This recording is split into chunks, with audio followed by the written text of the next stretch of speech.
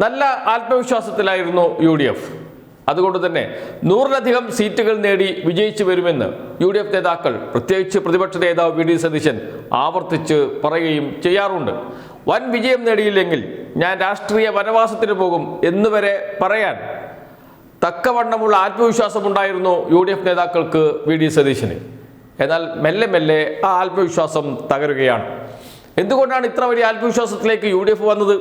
തദ്ദേശ സ്ഥാപനങ്ങളിലേക്ക് നടന്ന തെരഞ്ഞെടുപ്പിൽ വൻ മുന്നേറ്റമുണ്ടാക്കി, ലോക്സഭാ തെരഞ്ഞെടുപ്പിൽ നല്ല നേട്ടമുണ്ടാക്കി. അതുകൊണ്ട് തന്നെ UDF നേതാക്കൾക്ക് ആത്മവിശ്വാസമുണ്ടായിരുന്നു നിയമസഭാ തെരഞ്ഞെടുപ്പിൽ 100-ലധികം സീറ്റുകൾ നേടി വിജയിച്ചു വരാൻ കഴിയും എന്നും. എന്നാൽ തെരഞ്ഞെടുപ്പ് മുഖാമുഖം നിൽക്കുമ്പോൾ ആ ആത്മവിശ്വാസമില്ല UDFന്, ആ പ്രതീക്ഷയില്ല UDFന്. അപ്പോഴാണ് തുരുമ്പ് പിടിച്ച ആയുധവുമായി രംഗത്ത് ചാടി വീഴുന്നത്. എന്താണത്? BJP CPIM ഡീൽ എന്ന് പറഞ്ഞുകൊണ്ട്. BJP CPIM ഡീൽ എന്ന ആരോപണത്തെ മുഖ്യമന്ത്രി നേടുന്നത് നോക്കൂ. എത്ര പെട്ടെന്നാണ് ഒരു ആയുധത്തെ ഇല്ലാതാക്കുന്നത് പ്രതിപക്ഷത്തിൻ്റെ. മാധ്യമപ്രവർത്തകരുടെ ചോദ്യങ്ങൾക്ക് മറുപടിയായാണ് മുഖ്യമന്ത്രിയുടെ വാക്കുകൾ. കേൾക്കാം. എന്താണ് ഈ BJPയോട് സ്വീകരിച്ചുള്ള സമീപനം? BJP എന്ന് പറയുന്നത് RSS നേതൃത്വം കൊടുക്കുന്ന ഒരു സംഘടനയാണ്. BJP എന്നുള്ളൊരു 3 അക്ഷരമല്ല, RSSൻ്റെ നേതൃത്വമാണ് അവരെ നയിക്കുന്നത്. RSSൻ്റെ നയമാണ് അവരംഗീകരിക്കേണ്ടത്. ഇവിടെ RSS ഏതെല്ലാം തരത്തിലുള്ള പ്രവർത്തനങ്ങൾ നടത്തിയിട്ടുണ്ട് എന്നത് എല്ലാവർക്കും അറിയാവുന്ന കാര്യമാണ്. RSSനെതിരെ BJPക്കെതിരെ വിട്ടുവീഴ്ചയില്ലാത്ത നിലപാട് സ്വീകരിച്ചത് എല്ലാ കാലത്തും ഇടതുപക്ഷമാണ്, പ്രത്യേകിച്ച് CPIM ആണ്. ആർക്കും നിഷേധിക്കാവുന്ന കാര്യമല്ലത്. അതിൻ്റെ ഭാഗമായി തന്നെ ഞങ്ങളുടെ ഒരുപാട് സഖാക്കൾ ജീവൻ നൽകേണ്ടി വന്നിട്ടുണ്ട്. ഇന്നും മാരകമായി പരിക്കേറ്റ് ജീവിക്കുന്ന രക്തസാക്ഷികളായി കിടക്കുന്നവരുണ്ട്. അങ്ങനെയെല്ലാമുള്ള അനുഭവമാണ് ഞങ്ങൾക്കുള്ളത്. എന്നാൽ കോൺഗ്രസും UDFും എല്ലാ ഘട്ടത്തിലും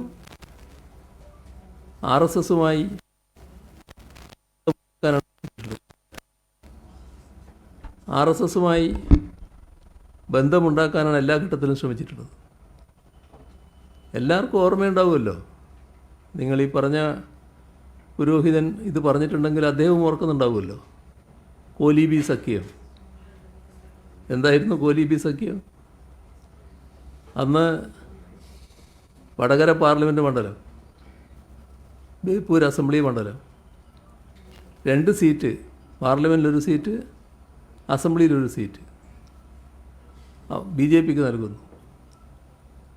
ആ സീറ്റുകൾ BJPക്ക് കൊടുക്കുമ്പോൾ മറ്റ് സീറ്റുകളിലൊക്കെ RSSും BJPയും UDFനെ പിന്താങ്ങും. ഇതായിരുന്നില്ലേ കരാർ? അതനുസരിച്ച് കാര്യങ്ങൾ നീങ്ങിയില്ലേ? അത് പുറത്തായിപ്പോയതുകൊണ്ട് ജനങ്ങൾ നല്ലതുപോലെ അതിലിടപെട്ടു. ആ 2 മണ്ഡലവും LDF തന്നെ നല്ല രീതിയിൽ വിജയിച്ചു വന്നു. പക്ഷേ അത്തരമൊരു കൂട്ടുകെട്ട് ഉണ്ടാക്കുന്നതിന് വല്ല ജാള്യത അവർക്കുണ്ടായോ? ആ കൂട്ടുകെട്ടില്ല എന്ന് പറയാൻ പറ്റുമോ? ഇവിടെ ഒരു കാലം UDF ഭരിക്കുന്നു. RSS നേതാവ് UDFൻ്റെ മുഖ്യമന്ത്രിയെ ചൂണ്ടി പറയുകയാണ്, നിങ്ങളാ കസേരയിലിരിക്കുന്നത് 41 മണ്ഡലത്തിൽ ഞങ്ങൾ നൽകിയ പിന്തുണ കൊണ്ടാണെന്ന് ഓർക്കണമെന്ന്. അതല്ലേ കോൺഗ്രസിൻ്റെ അനുഭവം?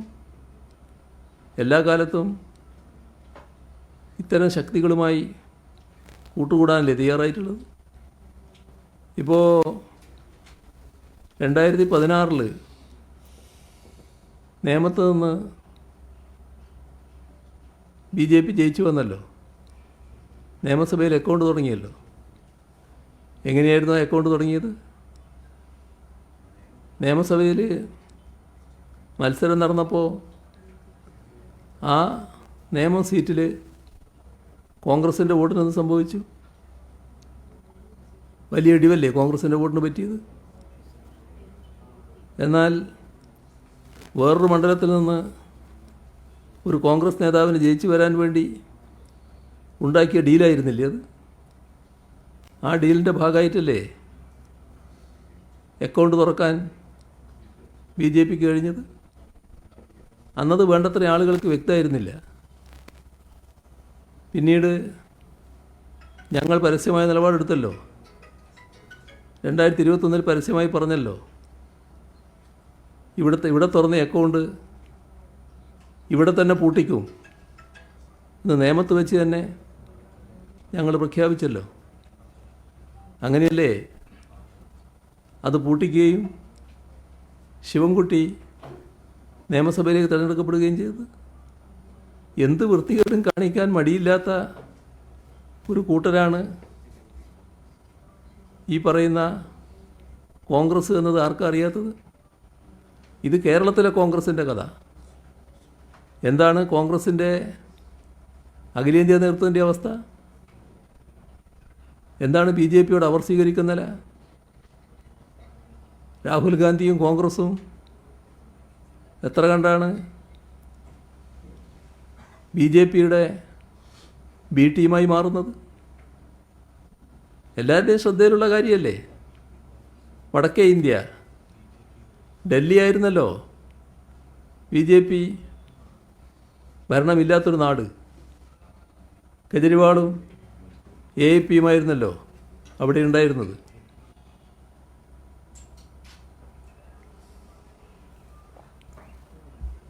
എന്താണ് കോൺഗ്രസ് ചെയ്തത്? BJP പ്രതിപക്ഷത്തെ വേട്ടയാടുന്നു, BJP ഇതര ഗവൺമെൻറ്റുകളെ വേട്ടയാടുന്നു. അപ്പോൾ അവിടുത്തെ കെജ്രിവാളിൻ്റെ മന്ത്രിസഭയിലെ ഒരു മന്ത്രിയെ അറസ്റ്റ് ചെയ്തു ഒരു കേസിൽപ്പെടുത്തിയിട്ട്. എന്താ കോൺഗ്രസ് പറഞ്ഞത്? എന്താണ് കോൺഗ്രസ് നേതൃത്വം പറഞ്ഞത്? ഇയാളെയാണോ അറസ്റ്റ് ചെയ്യേണ്ടത്, കെജ്രിവാളിനെയല്ലേ എന്നല്ലേ ചോദിച്ചത്? കെജ്രിവാളിനെ അറസ്റ്റ് ചെയ്തപ്പോൾ പടക്കം പൊട്ടിക്കുകയായിരുന്നില്ലേ കോൺഗ്രസ്? കൈയടിച്ച് പ്രോത്സാഹിപ്പിക്കുകയല്ലേ ചെയ്തത്? ഇപ്പോൾ കോടതി കെജ്രിവാളിനെ കുറ്റവിമുക്തനാക്കിയല്ലോ. കോടതി നടപടി BJPക്ക് മാത്രമല്ലല്ലോ, കോൺഗ്രസിൻ്റെ നേതൃത്വത്തിനും മുഖത്തേറ്റ അടിയായല്ലേ മാറിയത്? ഇതൊരു ഭാഗം. അവിടെ നിയമസഭാ തെരഞ്ഞെടുപ്പ് വന്നു. ഒരു സീറ്റും കോൺഗ്രസിനില്ലാത്തൊരു നാടല്ലേ അത്?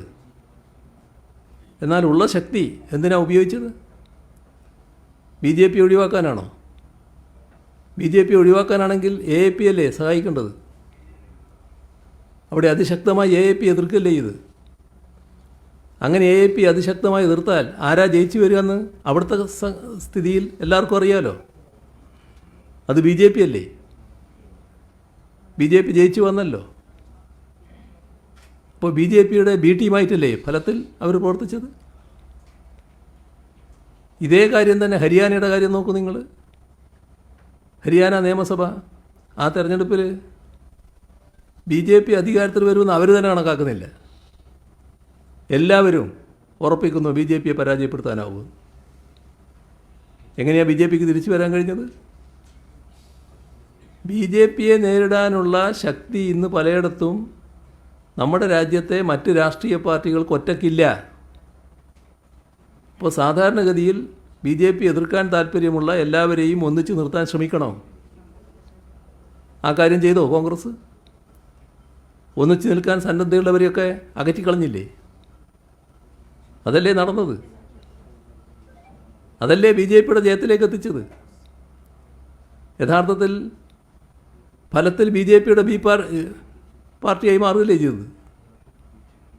ഇതല്ലേ നാം കാണേണ്ടത്? ബീഹാർ അടക്കമുള്ള തെരഞ്ഞെടുപ്പുകൾ എടുത്തു നോക്കിക്കോളൂ. തെരഞ്ഞെടുപ്പ് വരുമ്പോൾ ആദ്യമേ തന്നെ കുളം കലക്കുന്ന നടപടിയെടുക്കും. രംഗം കലുഷിതമാക്കിയിട്ട് പിന്നെ പറഞ്ഞിട്ട് എന്താ കാര്യം?